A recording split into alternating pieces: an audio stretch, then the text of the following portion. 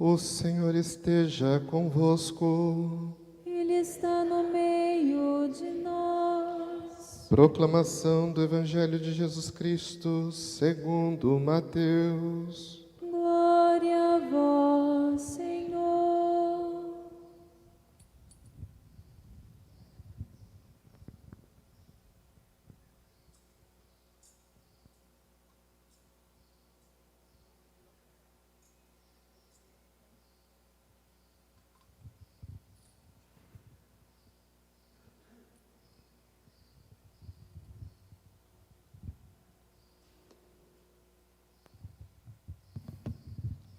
Naquele tempo, vendo Jesus as multidões, subiu ao monte e sentou-se.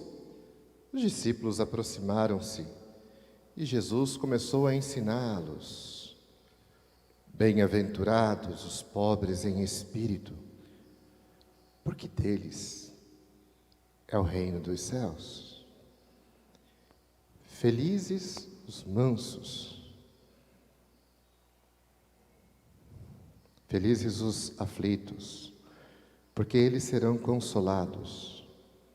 Felizes os mansos, porque possuirão a terra. Felizes os que têm fome e sede de justiça, porque serão saciados. Felizes os misericordiosos, porque alcançarão misericórdia. Felizes os puros de coração, porque verão a Deus. Felizes os que promovem a paz, porque serão chamados filhos de Deus. Felizes os que são perseguidos por causa da justiça, porque deles é o reino dos céus. Felizes sois vós, quando vos injuriarem e perseguirem, e mentindo disserem todo mal contra vós, por causa de mim. Alegrai-vos e exultai-vos, porque será grande a vossa recompensa nos céus. Palavra da salvação. Glória a vós, Senhor. Aleluia. Aleluia.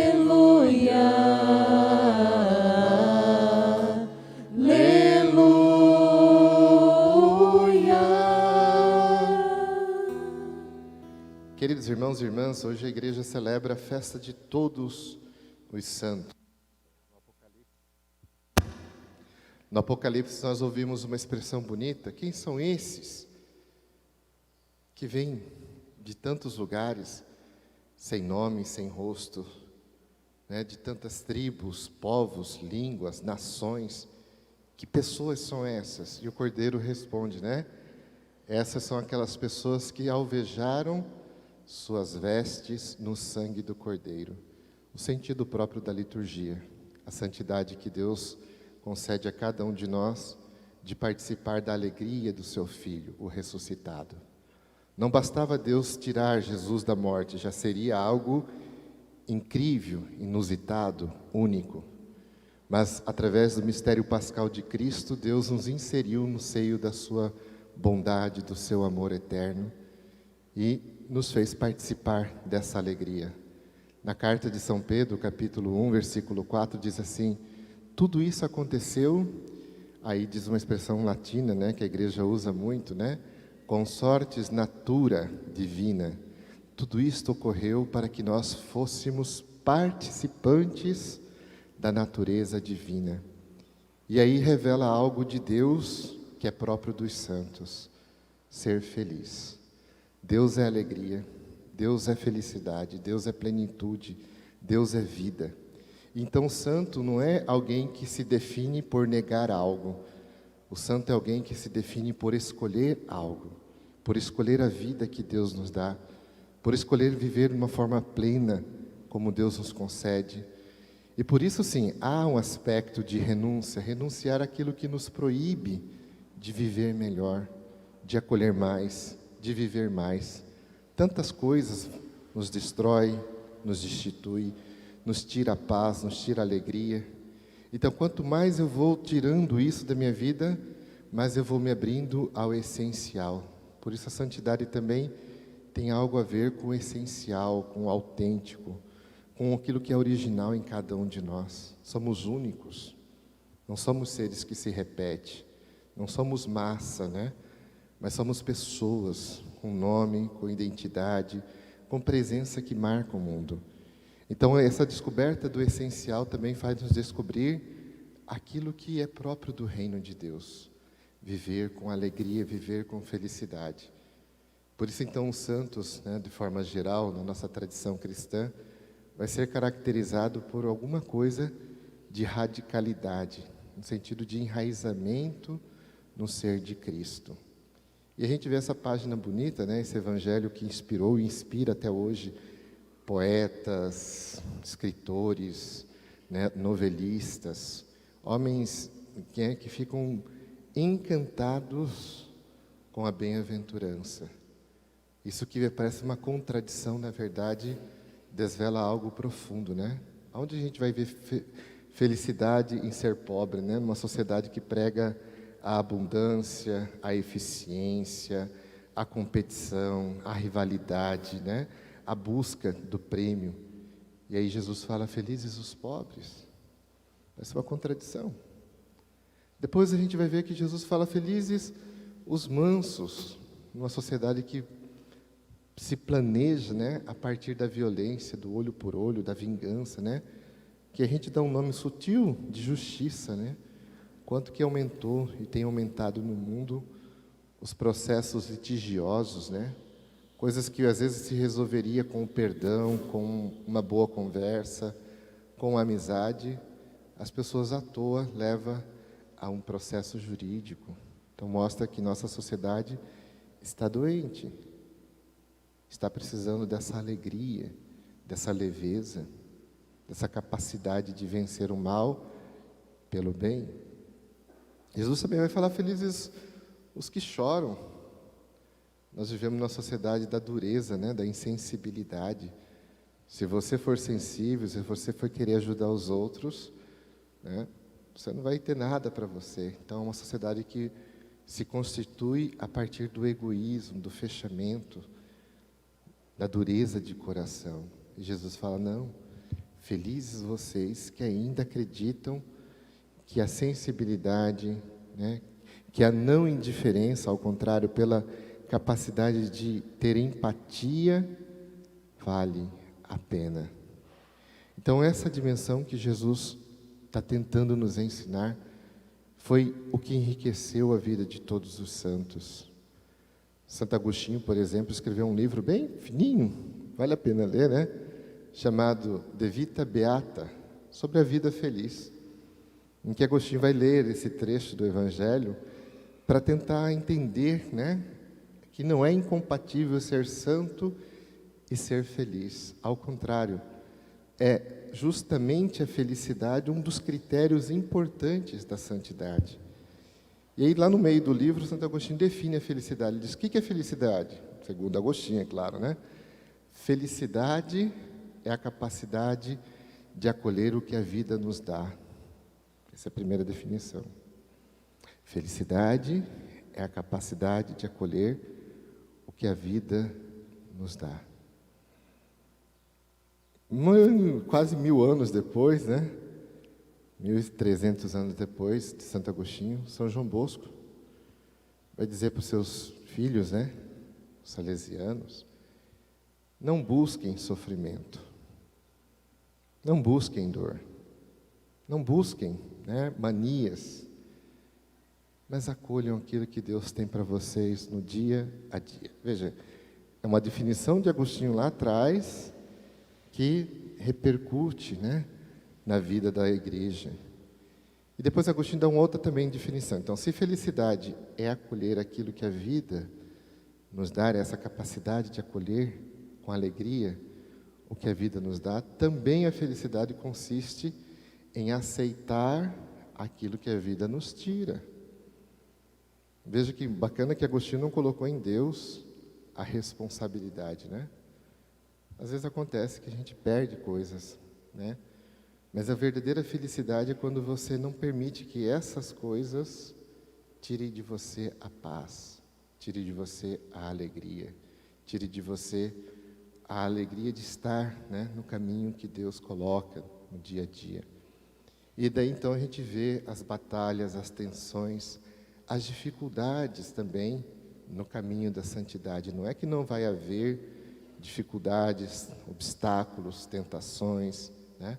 Mas o santo ele não se define então pelo rigor do moralismo, né? Pela força das virtudes, por uma rigidez do comportamento. Nunca foi assim. Vamos lembrar que no ano 2007, recentemente, portanto, o Papa Bento XVI, quando esteve em Aparecida, fez um discurso bonito, também vale a pena a gente ler aquele discurso. E ele diz que a fé cristã nasce de uma experiência, de um encontro, de um contato vivo com o Senhor ressuscitado. E diz, a fé cristã, a santidade, não nasce de um grande ideal, de uma grande ideia. As ideias nos conduzem à ideologia, ideologia mata. Ideologia a gente rotula pessoas que não pensam igual a nós e a gente exclui. É totalmente o contrário daquilo que Jesus prega. Se parasse aí, né, até que estaria razoável.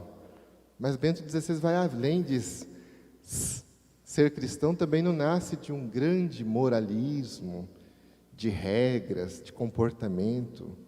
Até porque se a gente for olhar ao pé da letra, há pessoas na sociedade que se dizem ateus, que são muito mais rigoristas do que a gente, que têm um comportamento ilibado, que vivem, né, uma moral assim, grandiosamente estrita, porém, eles nunca vão ser capazes de perdoar quem odeia, eles nunca vão ser capazes de amar o inimigo, eles nunca vão ser capazes de rezar por quem nos persegue. Então veja então que quando Bento XVI diz isso, Bento XVI está dizendo, gente, não vai por esse caminho do rigorismo, porque depois isso aí lá na frente leva ao farisaísmo, à hipocrisia, a uma forma que a gente mesmo não consegue carregar, dar conta.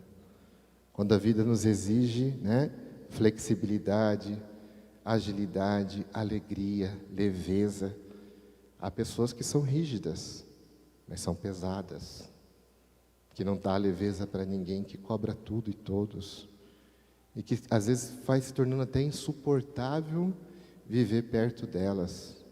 Não é esse o chamado de Jesus para sermos felizes, para vivermos a alegria do Evangelho. Uma das coisas que me deu muita alegria no pontificado do Papa Francisco foi justamente que todas as grandes temáticas do Papa sempre têm a ver com alegria. Primeiro encíclica do Papa, né?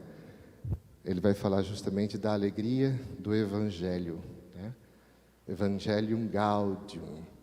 Os cristãos precisam despertar novamente para essa leitura alegre do Evangelho. O Evangelho como símbolo, como sinal de esperança no mundo que se paganizou, no mundo que está apagando a chama da fé.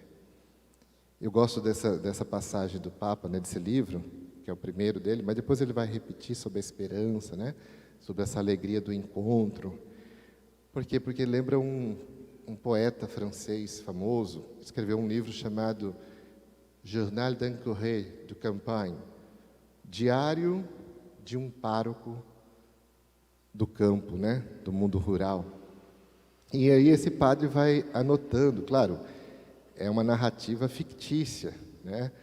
O Bernanos escreve sobre um padre fictício que morava numa zona rural e que começa a ver as mudanças na sociedade francesa, né? O impacto é muito maior para ele, e ele começa a perceber quanto mais o mundo está se modernizando, mais as pessoas estão perdendo aquilo que é próprio do cristão, diz o livro, né? Que é a alegria. O mundo se tornou sisudo, diz Bernanos, com esse nariz empinado e cheio de si. Aí ele começa a descrever a França, né, do século XX, né, início do século, né? O francês arrogante, o francês que se acha, o francês que agora chegou a máquina é o carro, né? Então ele sai todo vaidoso, né? E aí ele diz, só que é uma falsa alegria. E ele diz, a missão nossa ainda continua a ser de trazer a verdadeira alegria para um mundo que já não sabe mais sorrir. Então veja que essa dimensão de santidade que a gente celebra hoje é de agradecer a Deus porque pessoas felizes, pessoas alegres, pessoas boas passaram pela nossa vida, construíram, né, o nosso jeito de ser, se tornaram quase que modelos de como que a gente pode pensar diferente. Eu gosto muito da memória bonita de um homem que, graças a Deus, já está no caminho, né, da canonização, mas ainda não é canonizado, por isso a gente celebra a memória dele hoje, que é Dom Luciano Mendes de Almeida. Dom Luciano é um homem, né, não somente de virtudes heróicas, né, de uma grande virtude, mas também dessa alegria do Evangelho, dessa simplicidade, dessa leveza.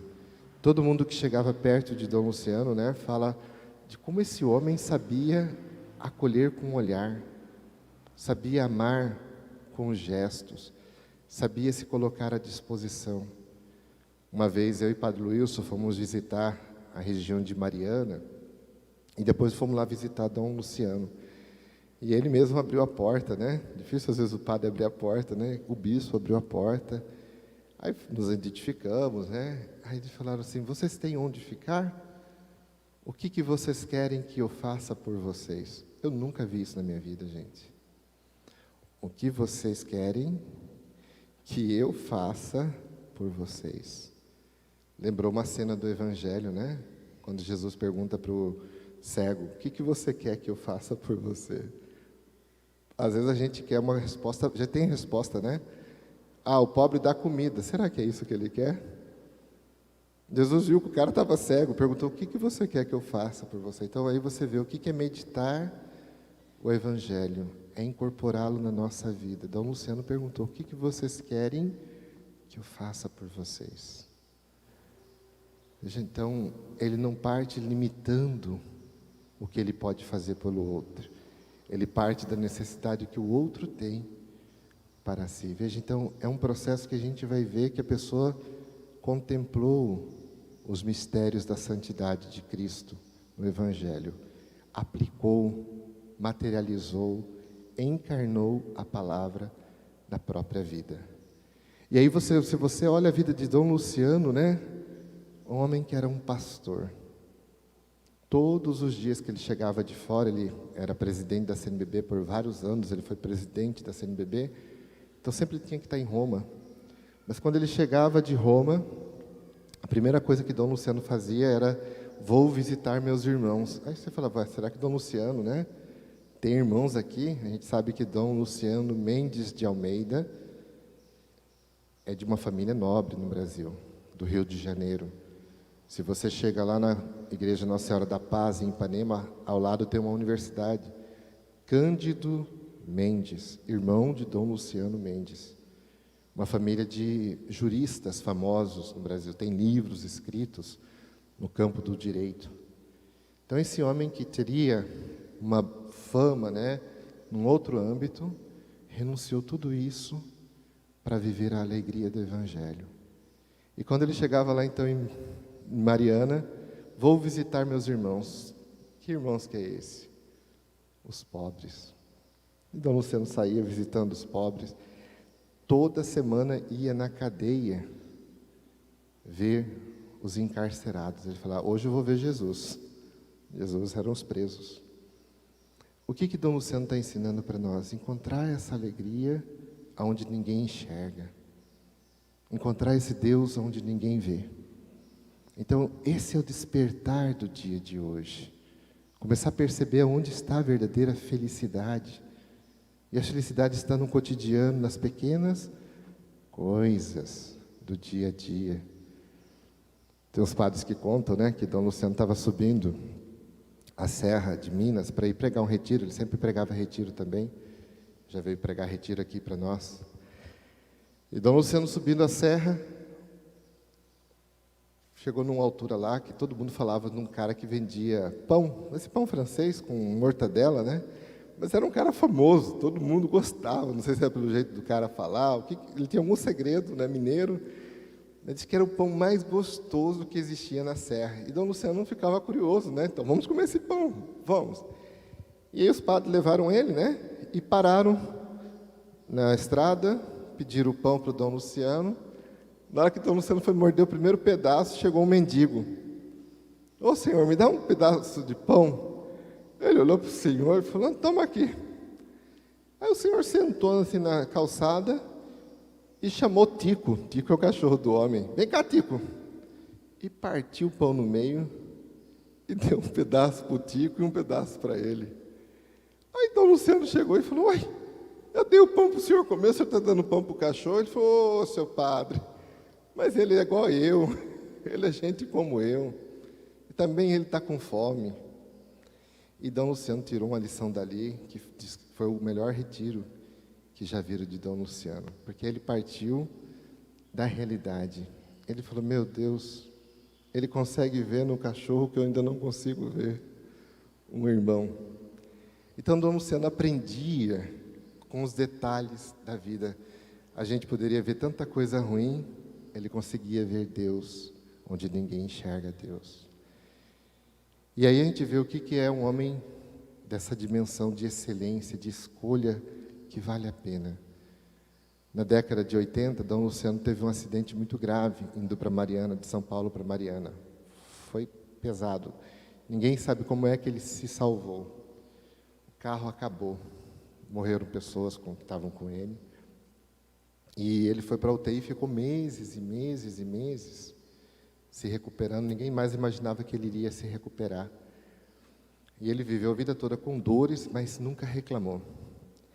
E Dom Luciano, os padres iam, os bispos iam, né? Muitos bispos iam visitá-lo. E ele só falava 4 frases.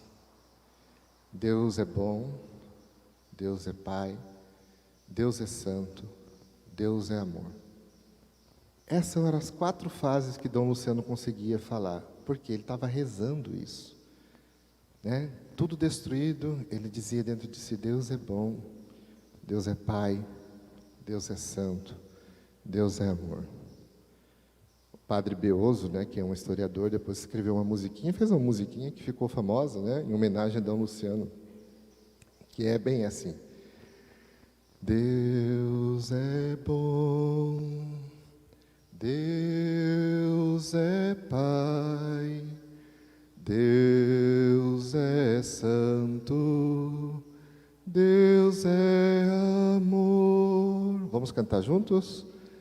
Deus é bom, Deus é Pai, Deus é santo, Deus é amor. Só vocês, vamos ver se vocês aprenderam.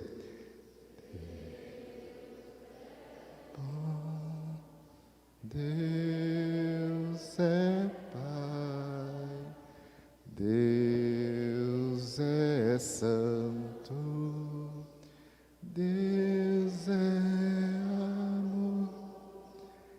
Aí, Dom Geraldo Magela perguntou um dia para ele, Dom Luciano, eu fui te visitar, o senhor sabia que o senhor ficava falando essas frases?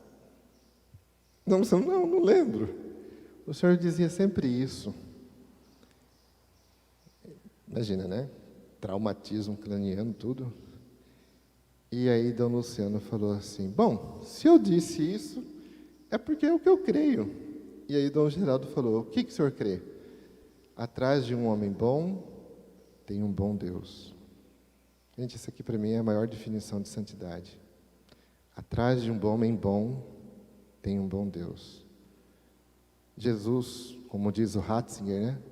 Não está preocupado com ideias bonitas, com ideologias belas. Se Jesus é de direita, de esquerda, se Jesus é de cima, se é de baixo. Diz o Ratzinger. O que interessa na fé cristã é se você está diante de pessoas que são boas. Porque atrás de um homem bom, tem que ter um fundamento de bondade que é Deus. Só um homem bom revela-nos a bondade do Criador, a bondade do existir. Então, o convite de hoje desse evangelho é: sejam pessoas boas. Vale a pena ser uma pessoa boa. Eu iniciei falando do Padre Luigi Parola e eu termino com ele, né? Na ordenação do Padre Júlio, que foi aqui. Nós éramos seminaristas, estávamos ajudando, e estava bem ali, assim, no fundo, com as tochas, né? E Padre Luigi, daquele jeito alegre, feliz dele, né? Nós tivemos a mesa da partilha, mas a missa não terminou. A missa vai continuar agora na mesa da gratidão e do serviço.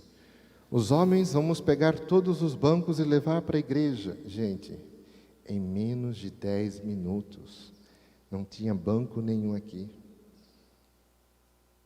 Esse homem entendeu o valor do amor à Eucaristia, mas também do serviço aos irmãos. Santidade é isso. É descobrir a bondade de um Deus que eu comungo em mim para ser servidor dos irmãos que estão fora de mim. Então, o Padre Luiz, ele injetou essa alegria, essa santidade, aquele sim dele, né? Sempre balançando a cabeça positivamente, né? Então, as pessoas, a gente vê como carinho tem aqui essa região mais do lado de cá da paróquia, né? Acho que é onde ele mais atendia. Que homem que reluzia Deus no seu olhar. E ele falava para os outros que ele vivia, né? Ele era o confessor no nosso seminário. Então, o ensino que ficava na mente da gente é quando ele falava assim: deixa o Pai pegar na sua mão e te conduzir. Mesmo que você caminhe por cascalhos, só de você olhar para o Pai, você nem sente a dor nos pés. Veja a santidade, homem que cultiva essa bondade, essa serenidade, essa leveza. É o que está faltando no mundo. Vamos descobrir Deus na bondade do mundo. Vamos encerrar essa homenagem, homenageando esses dois grandes homens e tantas pessoas boas que já morreram, mas que foram santas no cotidiano da gente, né? Que nos transmitiram a fé. Vamos cantar essa música do Padre, do Dom Luciano. Deus é bom, Deus é Pai, Deus é Santo, Deus é amor. De novo. Deus é bom, Deus é Pai, Deus é Santo, Deus é amor. Vamos juntos